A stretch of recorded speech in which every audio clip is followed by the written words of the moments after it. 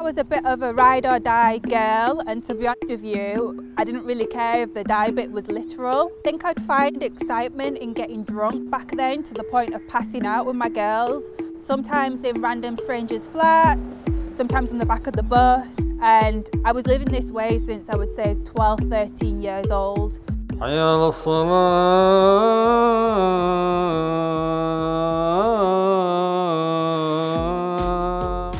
Reverting was a big decision for me. I was aware of the negative image it can have in the press, but after doing my own reading, I knew it was for me.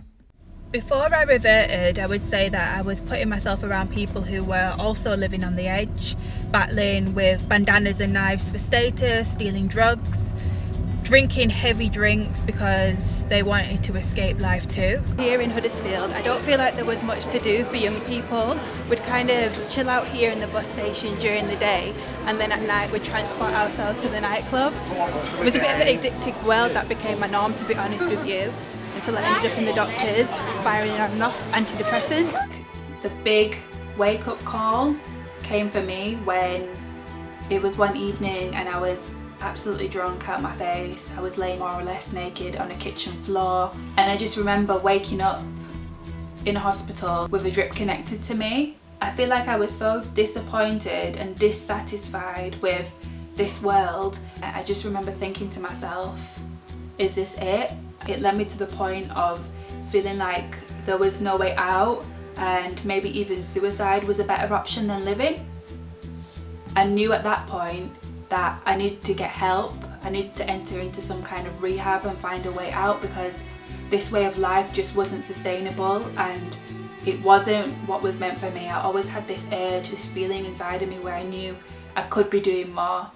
I had the idea to turn to Islam when one of my friends that I was working with in a PPI call centre kind of invited me, or should I say challenged me, to fast with her. When I actually fasted, it gave me this sense of kind of heightened purpose. Like literally you feel a struggle within yourself, your lips are dry, you can't talk, your tongue wants to fall out of your mouth. It drained me mentally, it drained me physically, and I think that was something really important for me, because I've always struggled with having to be around other people or having to keep busy, and praying just takes you away from the outside world. It makes you detach from everything that's going on.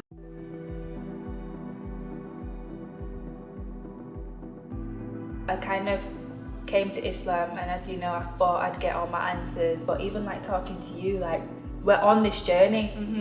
The way that I feel like friends and maybe even family received me, it's like there was an immediate disconnect there, because that is not the girl that they naturally identified with as growing up.